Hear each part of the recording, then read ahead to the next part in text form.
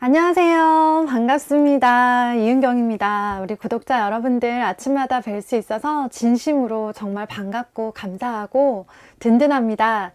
운동하셨나요? 네, 열심히 합시다. 건강한 엄마가 건강한 아이들을 또 잘 키울 수 있잖아요. 독서도 그렇고 칭찬도 그렇고 자꾸 저한테 물어봐 주세요 하시는데요. 제가 열심히 물어보도록 하겠습니다. 네.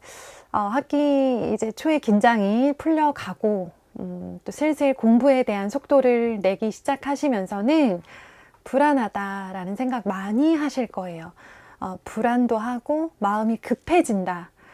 더구나 요즘 저희 슬기로운 초등생활 네이버 카페에 가입하시는 분들이 많아지면서 그분들의 어떤 눈에 띄는 어떤 멘트가 있는데요. 이곳에 들어오니 갑자기 마음이 급해지네요. 라는 멘트입니다. 누구 마음 급하게 만들려고 그렇게 만들어 놓은 공간은 아니고요. 그 공간에서 그렇게 습관적으로 아이들의 글, 공부, 영어 낭독, 다양한 것들을 인증하고 그걸 루틴으로 만들어 가신 분들은요, 퍽 대단하고 막 정말 똘똘한 아이들을 키우고 계신 분들이 아니고요. 그냥 조금 더 빨리 시작하신 분들, 그리고 별것 아닌 것 같아 보이는 습관을 계속 유지하려고 노력하시는 분들이다라고 생각하시고요. 마음만 급한 엄마가 아이에게 저지르는 흔한 실수 3가지에 대해서 오늘 이야기를 나눠 보도록 하겠습니다. 일단 엄마가 마음을 너무 놓으시면 안 돼요. 그거는 별로예요. 네. 그러니까 알아서 되겠지, 뭐 어떻게든 되겠지. 이거는 좀 너무 좀 일종의 약간 좀 방임? 약간, 네, 너무, 무관심한 거 아닌가라는 생각을 좀 하고요. 교육과 아이의 성장에는 관심을 가져주세요. 가질수록 아이들이 더 잘 자라는 건 맞아요. 우리 식물도 한 번 더 들여다보고 물 한 번 더 주고 잎 한 번 더 닦아주면 더 예쁘게 자라는 것처럼 아이들도 더 많은 관심과 애정과 칭찬을 필요로 하기 때문에 아이들 교육에 관심 가지시는 것 자체는 너무나 좋습니다. 교육에 관심이 많습니다 하시는 분들이 저희 채널에 모여 계신 거고, 저는 뭐 대표적인 교육에 관심 많은 엄마고, 그러다 보니까 저희가 이제 같은 이야기들을 편안하게 나눌 수 있는 사이가 됐잖아요. 그럼에도 불구하고 마음은 급해져요. 언제나 우리 아이보다 잘하는 아이들은 있거든요. 그리고 안 보이잖아요. 우리 학교에서 우리 애가 제일 잘하는 것 같은 상황이다 라고 할 때는 우리 학교 말고 더 좋은 동네, 더 좋은 학군지에 가면 분명히 있을 거야 라고, 이제 누군지 모르지만 어떤 아이를 이렇게 하나 가장으로 만들어 놓고 우리는 그 아이보다 우리 아이가 못하다라는 걸 계속 상기를 하는 거죠. 마음만 급한 거예요. 한마디로. 네, 오늘 제가 말씀드릴 3가지의 실수는 전형적인 정보는 없으면서 마음만 급했던 시절의 제 모습, 제가 했던 실수 3가지를 정리한 거고요. 초등 저학년, 중학년 시기에 아이가 좀 똘똘한 모습을 보였을 때 우리 부모님들이 흔히 할 수 있는 실수들이다. 그리고 지금도 사실은 이런 짓을 제가 자꾸 울컥울컥 하려고 하는데, 그럴 때는 제가 오히려 이런 영상을 찍으면서 제 마음을 다스리곤 한답니다. 네. 이렇게 말하면서 저 혼자 막 마음 급해하면 안 되잖아요. 그쵸? 자, 첫 번째 실수입니다. 아이한테 무언가를 설명할 때 앞뒤를 다 빼먹어요. 마음이 급하니까. 그러니까 척하면 척 알아듣기를 바래요. 그런 아이들 있어요. 하나를 말하면 10개를 알아버리고 깨닫는 아이들. 근데 이제 왠지 우리 아이는 10개를 알려줘도 하나밖에 기억 못하는 것 같고, 하나를 알려주면 하나만 남아있는 것 같고 하면서 좀 속이 터지죠. 근데 정말 제가 장단컨대 하나를 알려주면 10을 깨닫는 아이는요, 한 학년에 1명 정도 있는 것 같아요. 초등학교의 어떤 비율로 보자면 있긴 있어요. 분명히 있어요. 제가 그런 아이들만 보고 눈 높아졌다가 저희 애들 엄청 구박했었거든요. 그거 진짜 안 좋은 건데, 그런 애들의 존재를 몰랐으면 모르겠는데 한번 보고 나잖아요. 그러면 기대치가 쑥 올라가고 너무 그 모습이 부러워서 정신을 못 차린답니다. 그래서 아이한테 하지 말아야 될 그런 상처를 주기도 하죠. 그런 아이들의 특징은 뭐냐면 부모님이 굉장히 똑똑하세요. 갑자기 좌절하셨죠. 네. 제가 지켜본 바로는 그런 친구들은 특별한 두뇌를 가진 부모님의 자녀인 경우가 많아요. 초등에서는 타고난 지능을 가진 아이들이 확실히 눈에 띕니다. 얘네가 뭘 퍽이나 대단한 노력을 했겠어요. 그게 아니라 타고난 애들이 빛을 봐요. 좀 반짝반짝해요. 근데 문제는 이제 얘네들이 어디까지 그렇게 반짝거릴 것이냐는 모를 일이라는 거죠. 그쵸? 네, 그래서 초등에서 반짝거리면서 하나 말하면 10개 알아듣는 애들 부러워가지고 막 우리 애한테도 대충 설명한 다음에 알아듣겠거니, 네, 그렇게 하지는 않으셨으면 좋겠고요. 제가 그 했던 실수라니까요. 아이들한테는 앞뒤 상황을 설명해주고 핵심을 이렇게 자세히 이렇게 설명해서 풀어서 말을 해주면 알아들어요.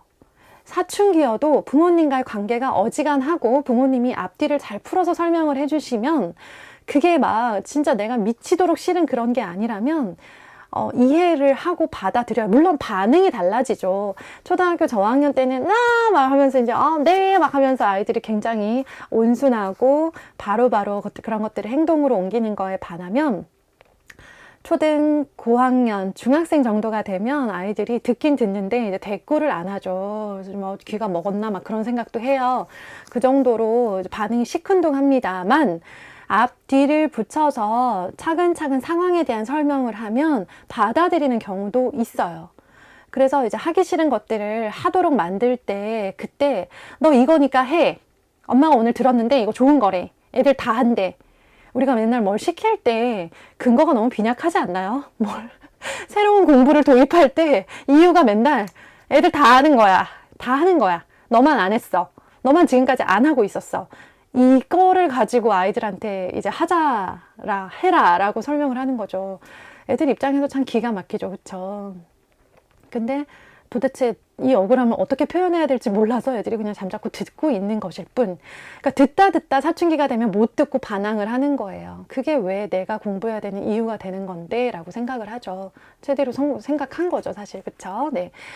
반드시 이게 어떤 좋은 영향이 있고 무엇을 위해서 하는 공부다. 그리고 이거를 열심히 했을 때 어떤 결과를 기대할 수 있다라는 것들을 완벽할 필요가 없어요. 제가 교사였다고 완벽하게 설명할 것 같죠? 아니에요. 근데 제가 할 수 있는 한은 아이 입장에서 궁금하거나 불안하거나 억울할 수도 있는 부분들에 대해서 한 번 더 생각한 다음에 설명을 하는 편이랍니다. 네. 그러면 조금 더 따라와요. 네. 자, 마음 급한 엄마가 아이에게 저지르는 흔한 실수 두 번째. 어디서 듣고 온 정보나 어떤 좋다고 하는 것들을 바로바로 적용하는 그런 실수를 합니다. 사고력이 필요하대. 너무 좋대. 다들 한대. 그럼 당장 가서 사고력 문제집을 사다가 그날부터 풀려요. 이게 좀 행동력이 있고 실천력이 있고 굉장히 좀 몸이 빠르고 젊은 엄마들의 특징이에요. 저요. 몰랐던 과목을 알았던 그날에 집에 들어가면서 벌써 서점에 들려서 문제집을 최소 2권 사가지고 그날 저녁부터 풀리는 거예요.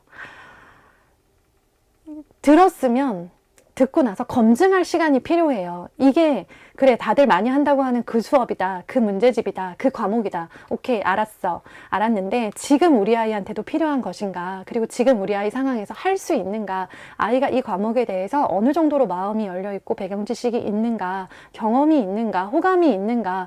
이런 것들을 최소 일주일, 길게는 한 달 정도 생각하고 시작해도 돼요. 근데 마음이 급하니까 막 당장 그날인 거예요. 뭐 못해도 이번 주말인 거예요. 이번 주말에 막 시간 내서 나가가지고 문제집 막 사고 다음 주부터 학원 등록하고 그 학원을 한 달 늦게 가면 막 큰일이 날 것 같잖아요. 이게 마음만 급해서 그래요. 우리 좀 고학년 중학생 어머님들 이제 너무나 이해하실 거예요. 초등 때 그 학원에 한 달 늦게 갔어도 아무 일도 달라지지 않았을 것이다 라는 확신이 있으시죠?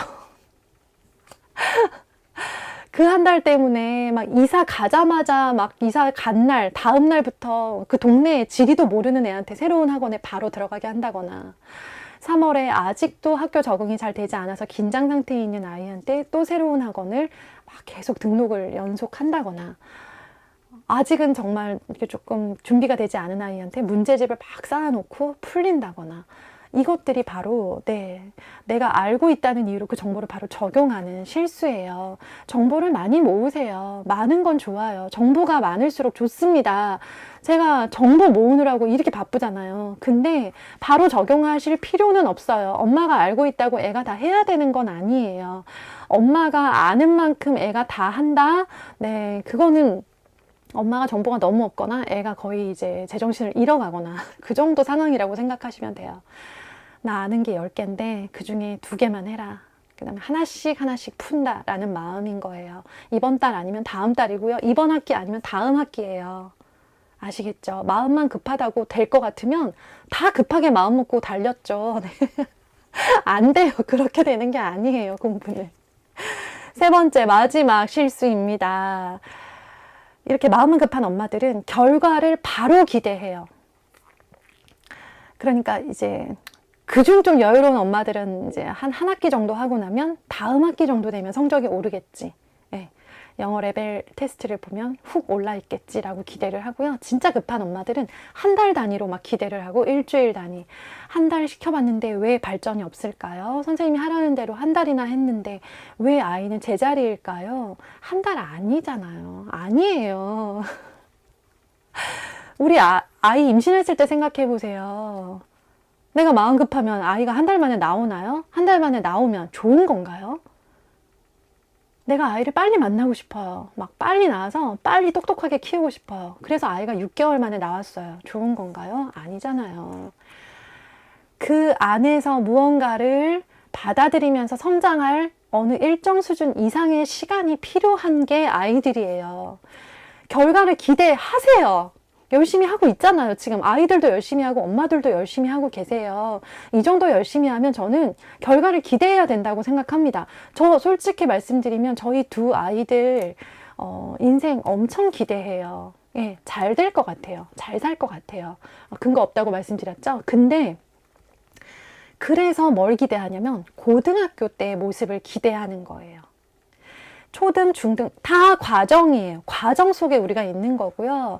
그 과정이 어떠했던 건 간에 이제 어쨌든 고등학교라는 곳에서 아이가 열매를 하나씩 맺을 수 있도록 그때의 결과를 기대하는 거예요. 우리가 뱃속에 아이가 있을 때 막 처음에 아이가 이제 손가락, 발가락이 하나씩 생기기 시작을 하잖아요. 손가락이든 발가락이든 뭐가 먼저 생길 텐데 손가락 먼저 생기고 발가락이 아직 안 생겼을 때 얘가 발가락이 없다고 좌절하지 않죠. 발가락이 생길 때까지 기다리잖아요. 그러고 나서 완전히 성장이 마친 다음에 출산했을 때 손가락, 발가락을 확인하는 거잖아요. 그쵸? 그런데 왜 자꾸 손가락만 나고 내일 발가락 올라올 건데 그걸 못 기다리고 오늘 막 화를 내고 문제집을 찍고 던지고 막 울고 불고 저 다 해봤다니까요. 너무나 후회한다니까요. 네, 이렇게 후회하고 간절하게 말씀드릴 때는 이제 그만하세요. 예. 그렇게 달달 볶지 않아도, 그렇게 불안해하고, 그렇게 마음 급해하지 않아도 아이들이 일정 수준의 습관을 가지고 좋은 루틴과 좋은 기분을 가지고 매일매일을 반복하면 아이들은 그 자체로 성장하는 중이기 때문에 우리의 기대보다 훨씬 잘 자라요. 근데 그걸 믿지 못하고 불안하게 바라보면서 계속 마음만 급해한다고 해서 아이가 조금도 빨라지지 않을 거예요. 빨라지는 것처럼은 보일 거예요. 그런데 그게 결과적으로 고등학교 때 열매를 맺는 일에 도움이 될 것이냐는 반드시 생각을 하셔야 돼요. 제가 했던 실수를 하지 않았으면 좋겠다라는 마음에서 드리는 말씀이고요. 저는 많이 회개를 했어요. 진짜 내가 내 욕심으로 너무 밀어붙였고 내가 정보가 많고 실천력이 강하다는 이유로 너무 문제집을 사자 날랐다라는 반성을 하고 있고요. 그래서 지금 저희 아이들이 중학생이 되어서는 뭔가를 좀 부족해 보이는 것들이 보여도요. 즉시 그거에 대해서 지적을 하거나 즉시 그거에 대한 대책을 마련하지 않아요. 계속 생각해요. 제가 얘가 이러네 어떡하지? 뭐가 도움이 될까를 곰곰이 생각하고 한 달, 2달 정도 생각한 다음에 아이한테 앞뒤를 갖추어서 설명을 해요. 이런 점에서 이런 부분이 조금 아쉬워 보이던데 이런 것들을 어떻게 해결하면 좋을까 엄마가 알아봤는데 이런 것도 있더라. 선택은 너의 몫인데 어쨌든 도움이 될 것 같으니까 한번 생각해봐 라고 말을 해놓고 아이들이 고민하고 생각할 때까지 더 물어보지 않고 기다려줘요. 그러면 어떤 긴 질문은 한 달 있다가 결정을 하는 경우도 있고 보통은 일주일 정도 걸리더라고요. 그러고 결정하고 말해주면 그것을 일단은 존중을 해줘요. 네, 그게 하겠다고 하든 안 하겠다고 하든 그게 결국 얘랑 나랑 팀을 가지고 팀을 짜서 같은 팀이다라고 느끼면서 고3까지 달리기 위한 가장 좋은 방법이다라는 걸 저는 이제 늦었지만 깨달았거든요. 그래서 우리 초, 중등 어머님들 마음은 늘 급합니다. 네.